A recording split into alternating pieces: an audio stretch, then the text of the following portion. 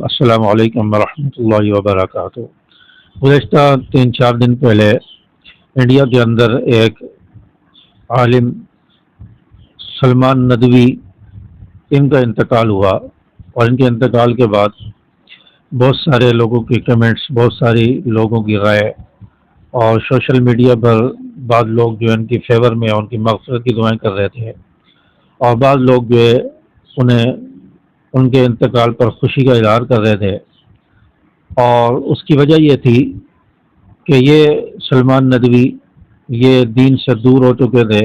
یہ ان کا دماغ جو ہے وہ آخری دنوں میں کھسک چکا تھا، اور انہوں نے صحابہ کرام رضوان اللہ علیہم اجمعین کی گستاخیاں کی، اور ان کے ایسے بیانات آئے، ایسے ویڈیو کلپ آئے جن کلپس کے اندر صحابہ کرام کی گستاخیاں تھیں، خاص طور پر حضرت امیر معاویہ رضی اللہ تعالی عنہ کے حوالے سے بہت ہی گھٹیا اور نازیبا الفاظ انہوں نے استعمال کیے۔ بعض ویڈیو میں تو انہیں حضرت امیر معاویہ رضی اللہ تعالیٰ عنہ کو نعوذ باللہ فرعون تک انہوں نے کہا، اور ایک ویڈیو میری نظر سے گزری جس میں سلمان ندوی یہ کہہ رہے ہیں کہ حضرت امیر معاویہ رضی اللہ تعالیٰ عنہ نعوذ باللہ ان کے گھر میں شراب بکتی تھی، خرید و فروخت ہوتی تھی، سود پر کاروبار ہوتا تھا، صحابہ کو قتل کیا جاتا تھا، اور صحابہ کے بارے میں کئی سارے اعتراضات ان کی ویڈیوز میں مجھے نظر آئے۔ اور پھر بعض لوگ یہ کہہ رہے ہیں کہ ان کے انتقال کے بعد کہ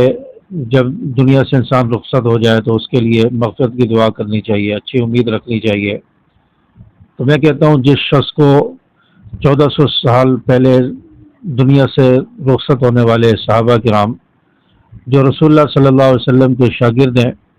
آپ صلی اللہ علیہ وسلم سے تعلیم حاصل کرنے والے، فیض حاصل کرنے والے، جنہوں نے ہم تک قرآن پہنچایا، حدیث پہنچائی، کلمہ پہنچایا، نماز پہنچائی، نبی کی تعلیمات پہنچائی، نبی سے دین لے کر امت تک، مسلمانوں تک، لاکھوں اربوں کروڑوں مسلمانوں تک اور قیامت تک آنے والے مسلمانوں کے لیے دین کو پہنچایا۔ تو ان صحابہ کرام رضوان اللہ علیہم اجمعین کی رحلت کے بعد، ان کے دنیا سے جانے کے بعد، اگر کوئی شخص ان کے لیے اچھا گمان نہیں رکھ رہا، ان کی وفات کے بعد ان کے لیے کوئی اچھے الفاظ اس کی زبان سے نہیں نکل رہے، اور وہ گند بک رہا ہے، غلاظت اس کی زبان سے نکل رہی ہے، تو پھر اس شخص کے لیے کیوں ہم مغفرت کی دعا کریں؟ اس شخص کو کیوں اچھے گمان سے، اچھی باتوں سے، اچھی دعاؤں سے نوازیں؟ جس کو صحابہ کا حیا نہیں آیا، جس سے نبی کریم صلی اللہ علیہ وسلم کی جماعت کا حیا نہیں آیا، نبی کے شاگردوں کا جس نے حیا نہ کیا ہو، اس کا ہم کیوں حیا کریں؟ اس کے لیے ہم کیوں مغفرت کی دعا کریں؟ اور رسول اللہ صلی اللہ علیہ وسلم کی جماعت ہے، نبی نے فرمایا جس نے میرے صحابہ سے محبت کی وہ میری محبت کی وجہ سے، جس نے میرے صحابہ سے بغض رکھا وہ میرے بغض کی وجہ سے رکھا۔ یعنی جس نے صحابہ سے بغض رکھا گویا اس کو نبی سے بغض ہے، اس وجہ سے وہ صحابہ کی برائیاں کر رہا ہے، صحابہ کو برا بھلا کہہ رہا ہے۔ اگر اس نے صحابہ کو اچھا کہا، صحابہ سے محبت رکھی، تو گویا وہ مجھ سے محبت رکھتا ہے، اس لیے صحابہ کے فضائل اور ان کی اہمیت کو، فضیلت کو بیان کر رہا ہے۔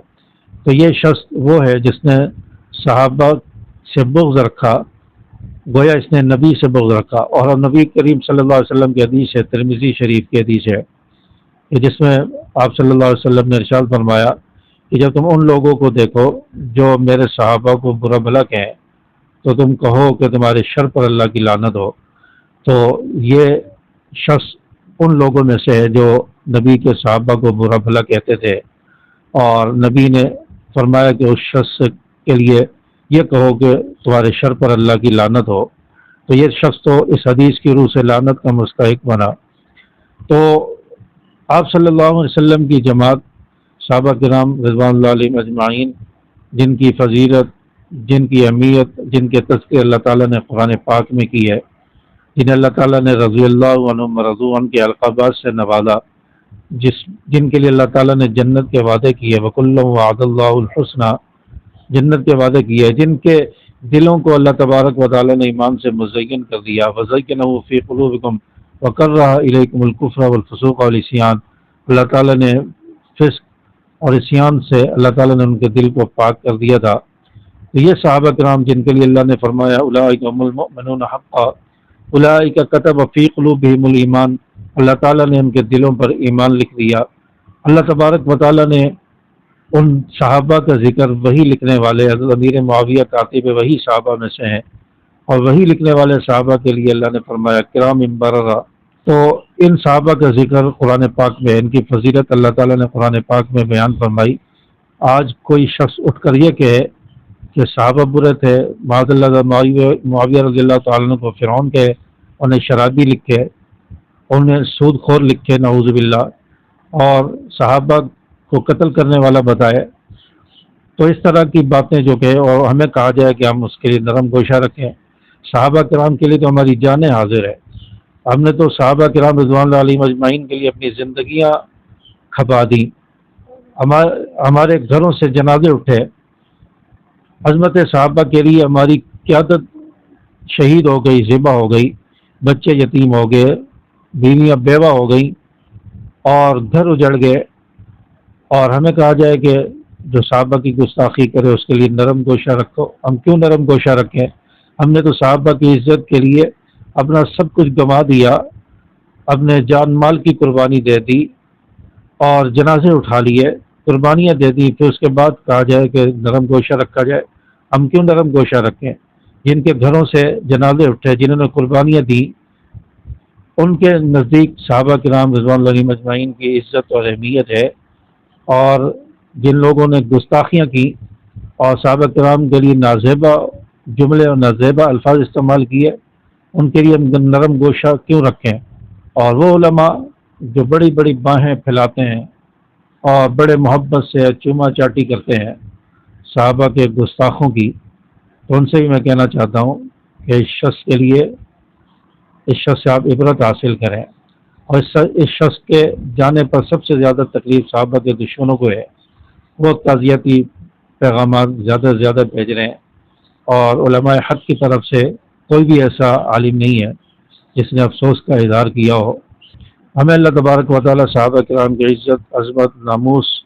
اور ان کی شان اور مدح بیان کرنے کی توفیق عطا فرمائے، اور صحابہ کرام رضوان اللہ علیہم اجمعین کے ساتھ کل قیامت کے دن ہمارا عشر ہو، ان کے ساتھ اٹھائے جائیں، اور حوض کوثر کا جام آپ صلی اللہ علیہ وسلم کے ہاتھوں سے، صحابہ کرام حضرات شیخین کے ہاتھوں سے پینا نصیب ہو۔ اور یہ جو بدبخت ہیں جو صحابہ کو برا بھلا کہتے ہیں، تان کرتے ہیں، ان کا حشر ان منافقوں کے ساتھ، ان بے ایمانوں کے ساتھ، صحابہ کے گستاخوں کے ساتھ اللہ تعالیٰ فرمائے۔ السلام علیکم ورحمۃ اللہ۔